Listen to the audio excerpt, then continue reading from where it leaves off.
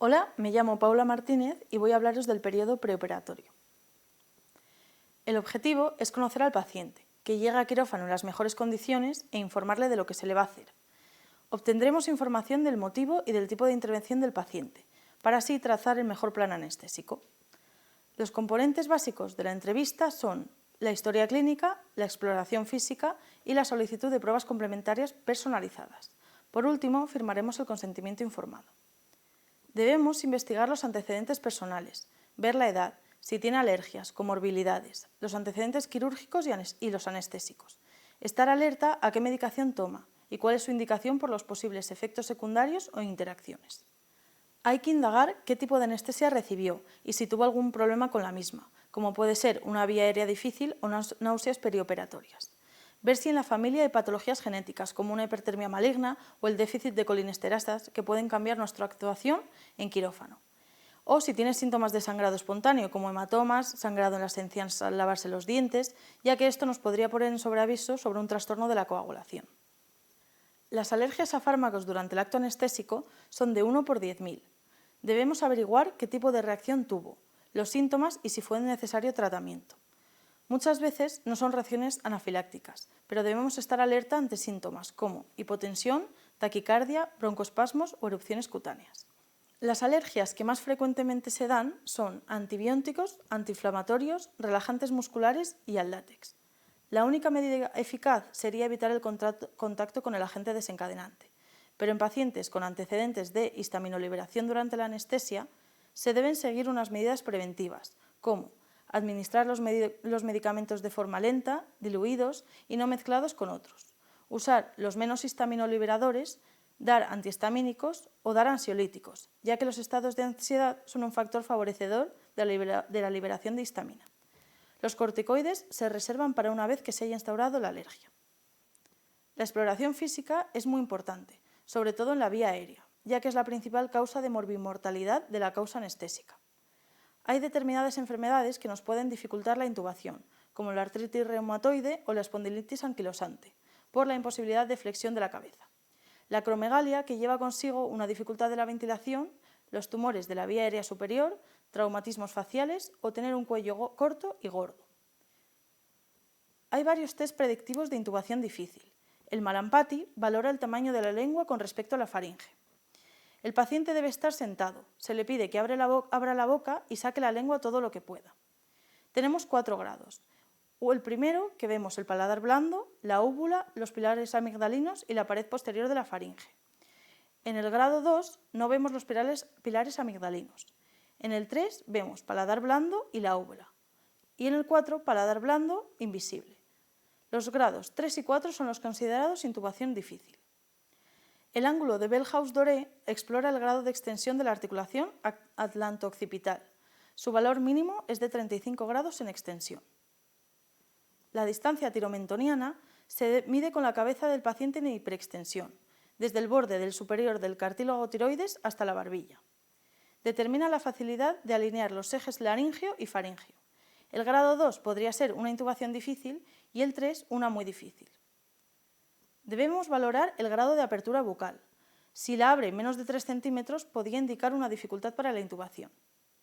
En el test de la mordida, le pedimos al paciente que se muerda el labio superior con sus dientes inferiores. Este además nos informa de la posibilidad de dificultad a la hora de ventilar, la cual salvaría al paciente en caso de dificultad a la hora de intubación. La obesidad, la cara excesivamente ancha o incluso alargada, si es roncador, la barba o no tener dientes también nos predice una dificultad para ventilar. Estos test combinados entre ellos nos pretenden avisar de cómo podría ser el grado de dificultad de la intubación. Nosotros nos basamos en el Cormack-Lejeune, donde los 3 y el grado 3 y 4 se consideran intubación difícil. Ante una intubación difícil prevista, se deben tomar medidas como usar un equipamiento específico o, más importante, incluso una intubación despierto, o con una sedación en la que el paciente no pierda la ventilación espontánea hasta que la tráquea esté intubada. Debemos recalcar que las pruebas complementarias indiscriminadas, sin una buena anamnesis, no aportan información e incluso nos podrían confundir. Es por eso que si el paciente es un ASA1, es decir, que no tiene patología previa, solo se recomienda realizar ciertas pruebas en base a su edad y si la intervención lo precisara, se añadirían otras más.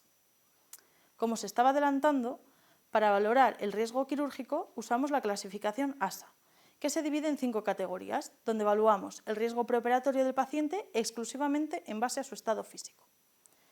ASA 1 sería un paciente sano. ASA 2 con una enfermedad sistémica leve pero sin limitaciones funcionales. ASA 3, una enfermedad sistémica grave, que en este caso sí limita su actividad, pero no incapacita para la vida ordinaria. ASA 4, una enfermedad sistémica incapacitante y que es una amenaza constante para la vida. ASA 5, el paciente no se espera que sobreviva más de 24 horas con o sin cirugía. Y el ASA 6 se deja para el paciente muerte cerebral que va a ser donante de órganos.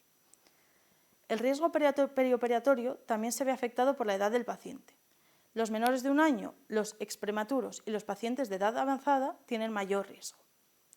Por otro lado, el índice de Lee es una escala de morbimortalidad, formada por 5 determinantes clínicos que se correlacionan con el porcentaje de complicaciones cardíacas perioperatorias graves. La preparación preoperatoria tiene como objetivo que el paciente llegue a quirófano en las mejores condiciones posibles.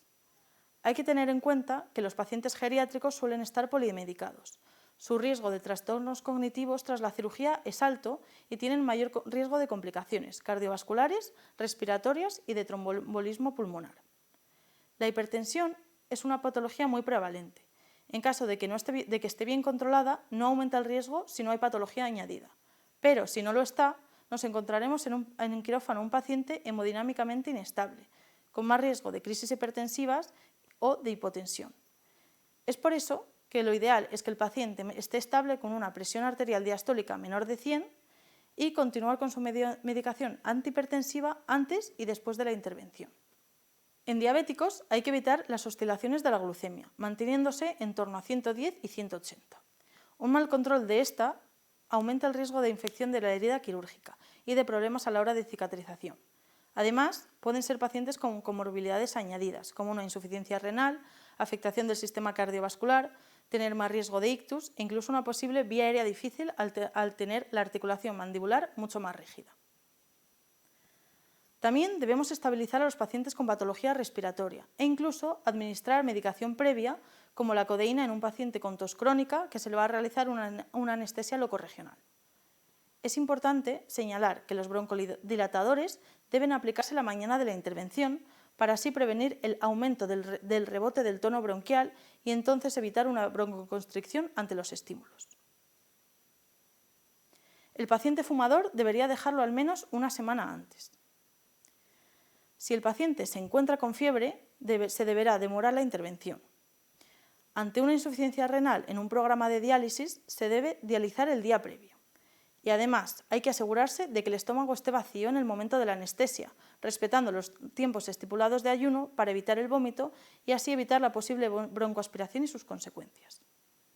En cuanto a la medicación, la profilaxis antibiótica se debe administrar al menos 30 minutos antes de la incisión para que alcance niveles en los tejidos y mantener hasta 24 o 48 horas después de la intervención. Hay ciertos medicamentos que se deben suspender antes de las cirugías, como los antiagregantes y los anticoagulantes, que tienen distintos tiempos en función de cuál sea y que aquí tenéis algunos ejemplos. Los broncodilatadores deben administrarse. Si toma esteroides por cualquier vía de forma crónica, podría hacer una supresión suprarrenal ante el estrés quirúrgico y por tanto presentar shock. Por tanto, hay que estar alerta. Los antihipertensivos deben continuarse como ya hemos visto, a excepción de los YECA y de los ARA2, que deben suspenderse ya que aumentan el riesgo de hipotensión intraoperatoria resistente a líquidos y a vasopresores. En cambio, los betabloqueantes no deben suspenderse por su efecto rebote. Los antidiabéticos orales deben dejar de tomarse la noche anterior y hacer una monitorización frecuente de la glucemia, aunque si el paciente está ingresado suele estar con insulina. La mayoría de los psicofármacos deberían continuarse durante el periodo preoperatorio hasta el momento de la intervención. Para terminar, es muy importante informar adecuadamente al paciente, respondiendo a las posibles dudas que le puedan surgir e intentando aliviar el miedo y la ansiedad.